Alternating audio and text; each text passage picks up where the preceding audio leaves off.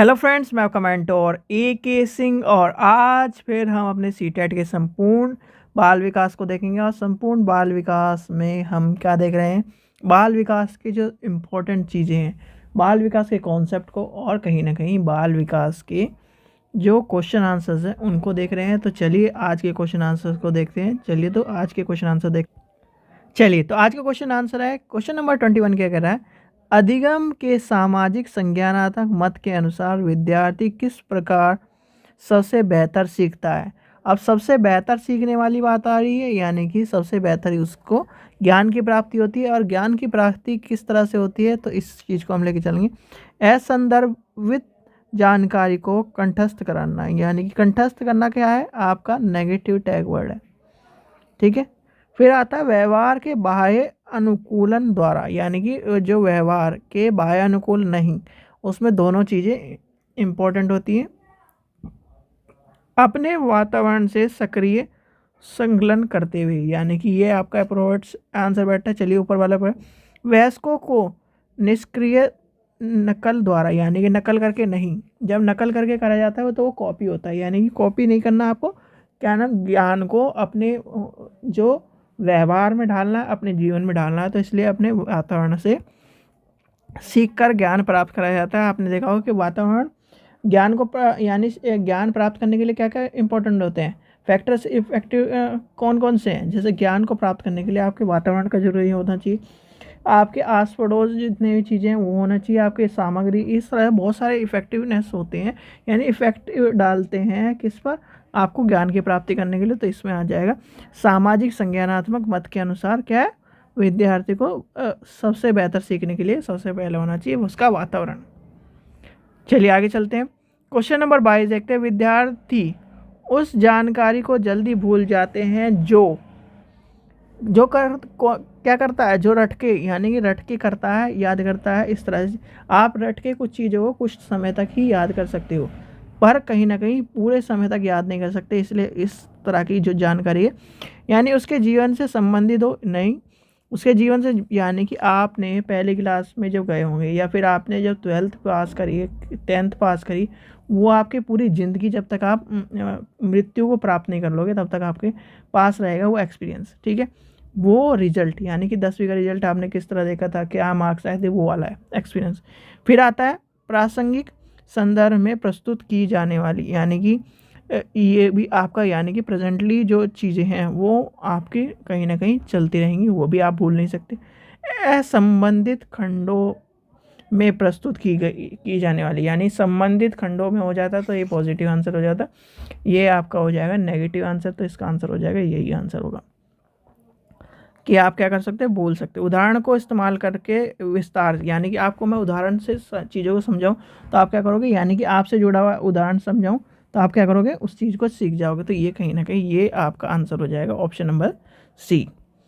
Question number 33 देखते हैं, निम्न में से कौन सा प्रक्रियात्मक ज्ञान का उदाहरण है, यानी कि प्रक्रियात्मक ज्ञान का उदाहरण कौन सा हो जाएगा, प्रक्रियात्मक ज्ञान का उदाहरण, यानी पौधारोपण के लिए मिट्टी कैसे तैयार की जाती है। तो ये, और एक और ध्यान रखना कि छोटे बच्चे को पौधे के बारे में या पौधे के उसके जीवन के बारे में ईवीएस में क्वेश्चन पूछा जाता है कि आप बच्चे को पौधे के ज्ञान के बारे में, या पौधे को ना उसे हानि पहुंचाए, तो आप क्या करोगे, तो आप उससे कहोगे कि आप एक पौधा खुद लगाइए और उसके जो चरण है उसको नोट करिए। या फिर आप इस तरह से भी कर सकते हो कि आप क्या बच्चे को जब चरणों के बारे में, कि पौधा कैसे उगता है, उसके चरणों के बारे में बताएं, तो उसके लिए क्या करो, या तो आप पूछा जाता है ब्लैक बोर्ड का यूज़ करोगे, उसे रियल टाइम एक्सपीरियंस कराओगे। रियल टाइम एक्सपीरियंस होता है जो बेटर होता है, कि उसने एक बीज बोया, फिर उसमें छोटा सा अंकुरित हुआ, फिर धीरे धीरे पेड़ बनता चला गया, तो वो क्या है, वो उस चीज़ों को समझ पाएगा। तो इसका आंसर भी क्या होगा, यानी इसका आंसर क्या होगा, ऑप्शन नंबर पहला हो जाएगा। पौधारोपण के लिए मिट्टी कैसे तैयार करें, तो ये क्या है, सक्रियात्मक, यानी कि वो सोचेगा कि पौधारोपण के लिए कैसे, यानी कि ये नहीं A+B का सूत्र तो एक तरह से किस में काम आता है, जब सूत्र क्या होता है, जब हम किसी चीज़ को जानते हैं तब हम सूत्र लगा के उस चीज़ को सॉल्व कर सकते हैं। जैसे आप जानते हो कि 2 + 2, यानी कि प्लस करने से इनको ऐड होके 4 बन जाएगा। तो आपको इसका मतलब पता है, यानी कि अब इसमें 8 लिखें तो आप क्या करोगे, क्या 16 कर दोगे। तो यहाँ पर ये चीज़ें आपको कहीं ना कहीं पता है, यानी कि सूत्र लगा के आप चीज़ों को हल करना जानते हैं भी, यानी उस चीज़ को कहीं ना कहीं यूज़ करना जानते हो। तो इसका आंसर हो जाएगा ऑप्शन नंबर ए। चलिए क्वेश्चन नंबर नेक्स्ट देखते हैं, क्वेश्चन नंबर 24 देखते हैं। अधिगम को सुसाधित करने हेतु एक अध्यापक को क्या करना चाहिए। तो एक अध्यापक को क्या करना चाहिए, एक अध्यापक को विषय वस्तु को विद्यार्थियों के सामाजिक संदर्भ से अलग रखना चाहिए, नहीं ये अलग रखने वाली बात नहीं होगी, उसके साथ रखना चाहिए। संप्रत्यय मानचित्रण के इस्तेमाल को हितोषित करना चाहिए, नहीं ये भी गलत हो जाएगा। विद्यार्थियों में उच्च स्तरीय प्रतिस्पर्धा, यानी प्रतिस्पर्धा की बात आ जाएगी, तो ये भी गलत हो जाएगा। विद्यार्थियों के ज्ञान को सृजन करने की अवसर प्रदान करने चाहिए, और अवसर आपका हो जाएगा पॉजिटिव टैग वर्ड, और पॉजिटिव टैग वर्ड और पॉजिटिव क्वेश्चन है, तो आपका आंसर हो जाएगा ऑप्शन नंबर डी। चलिए क्वेश्चन नंबर 25 देखते हैं। आपकी कक्षा में कुछ विद्यार्थी दिए गए सवालों को हल करने में दिक्कत महसूस कर रहे हैं, तो आप क्या करोगे भाई, महसूस कर रहे हैं तो आप क्या करोगे, उन्हें थोड़ा सा पुश करोगे, यानी कि उनकी समस्या को पहले जानने की कोशिश करोगे। यानी कि कभी भी या तो दो कारण हो सकते हैं, अगर आप क्या हो तो पुश मेथड को यूज़ करते हो तो पुश मेथड करो, तो उससे पहले ये करो, जब एज ए टीचर आप क्या करो, समस्या को जानने की कोशिश करो। अब इसमें देखेंगे हम, दी गई समस्या में और उन्हें गैर ज़रूरती जोड़ दें, ये गलत हो जाएगा। उन्हें सामग्री के परंपरागत इस्तेमाल के लिए बाध्य रहने के लिए निर्देश करें, नहीं जब हम क्या करें, फ्रीली एनवायरनमेंट प्रोवाइड करा रहे। उन्हें अपने दोस्तों की कॉपी से नकल करने की, नहीं। उन्हें सामान्य तरह से समस्याएं जो उन्हें पहले हल की है उन पर चिंतन करने के लिए कहा जाए। तो ये क्या होगा भाई, आपने अभी मैंने आपको एक्सपीरियंस बताया, ये 2 + 2, ठीक है, ये दे दिया क्या है 4। अब मैं आपको 2 डिजिट वाला संख्या दे रहा हूँ, जैसे छोटे बच्चों को सिखाया जाता है 2 डिजिट वाले। अब वो क्या कर रहा है, बस इसी को जोड़ पा रहा है, यानी कि 6 होता है 12, वो 12 लिख देता है। तो वो क्या कहता है, बेटा नहीं, आप इसको भी सॉल्व करना जानो। तो वो कहीं ना, यानी इस चीज़ को सॉल्व करके वो कहीं ना कहीं समस्या को उत्पन्न करने से बचा रहा है, और एक तरह से जो ये अंजाम है उसे बता रहा है कि इस तरह से प्लस आप इस तरह से करो, तो कहीं ना कहीं प्लस का कॉन्सेप्ट उसे समझा देगा कि ये इतना क्या होगा। चलिए आगे चलते हैं, क्वेश्चन नंबर 16 देखते हैं। क्वेश्चन नंबर 16 क्या कह रहा है, अधिक यानी कथन और कारण के ऊपर क्वेश्चन है। एक ऐसे कक्षा माहौल तैयार करना जरूरी है जहां विद्यार्थी अपनी भ्रांतियों को व्यक्त कर सके, ठीक है जी, सही बात कह रहा है। भ्रांतियों पर चर्चा करना अधिगम प्रक्रिया के लिए संगत महत्वपूर्ण है, बिल्कुल सही बात है।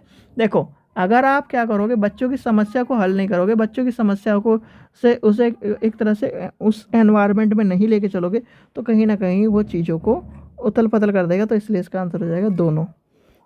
चलिए आगे चलते हैं, क्वेश्चन नंबर 17 देखते हैं। विद्यार्थी सीखने के लिए आंतरिक रूप से अधिक अभिप्रेरण होगा अगर वह डैश की भावना को महसूस कर ले।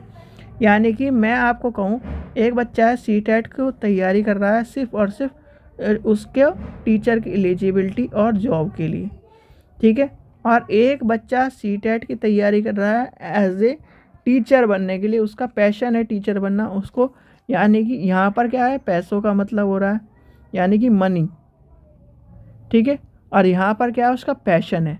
तो क्या करेगा, वो आंतरिक रूप से अभिप्रेरण है, तो आंतरिक रूप से जब अभिप्रेरण होगा तो वो क्या करेगा, वो क्या होगा, खुश, यानी खुशी होगी उसे, तो क्या होगा, खुशी। चलिए आगे चलते हैं, क्वेश्चन नंबर 28 देखते हैं। विद्यार्थियों को किस प्रकार के लक्ष्य निर्धारित करने के लिए प्रेरित किया जाना चाहिए। तो प्रेरित किया जाना चाहिए भाई, जब प्रेरित करना है तो उसे क्या करना चाहिए, उसे प्रदर्शन करना चाहिए, बताओ, या अभी यानी कि तो इसमें क्या हो जाएगा, प्रतिस्पर्धा होना चाहिए, कार्य होना चाहिए, प्रदर्शन होना चाहिए, महरात होना चाहिए। तो इसमें क्या हो जाएगा, इसका आंसर हो जाएगा ऑप्शन नंबर पहला हो जाएगा, यानी कि इसका होना चाहिए ऑप्शन नंबर 1। चलिए आगे चलते हैं, क्वेश्चन नंबर नेक्स्ट देखते हैं 29 देखते हैं। निम्न में से कौन से अधिगम को सकारात्मक रूप से प्रभावित करता है, तो कौन सा सकारात्मक रूप से प्रभावित करता है? अब सकारात्मक रूप से जो प्रभावित करने वाले जो कारण आ जाएंगे, इसमें क्या हो जाएगा भाई? पनिशमेंट है। देखिए इसमें क्या दे रखा? पनिशमेंट दे रखा, यानी कि दंड। तो दंड तो आपका हट जाएगा, कुपोषण ये भी हट जाएगा, विद्यार्थियों के सहभागिता और अभिसंज्ञानात्मकता, तो इसमें ढूंढिए कहाँ पर है, ये आ जाएगा, इसका आंसर हो जाएगा ऑप्शन नंबर डी हो जाएगा। चलिए नेक्स्ट देखते हैं, लास्ट क्वेश्चन देखते हैं आज का। विद्यार्थियों यानी विद्यार्थी ज्ञान सृजन प्रक्रिया में डैश की भूमिका निभाता है। अब जो विद्यार्थी है वो किसकी भूमिका निभाता है? वो सक्रिय भूमिका निभाता है।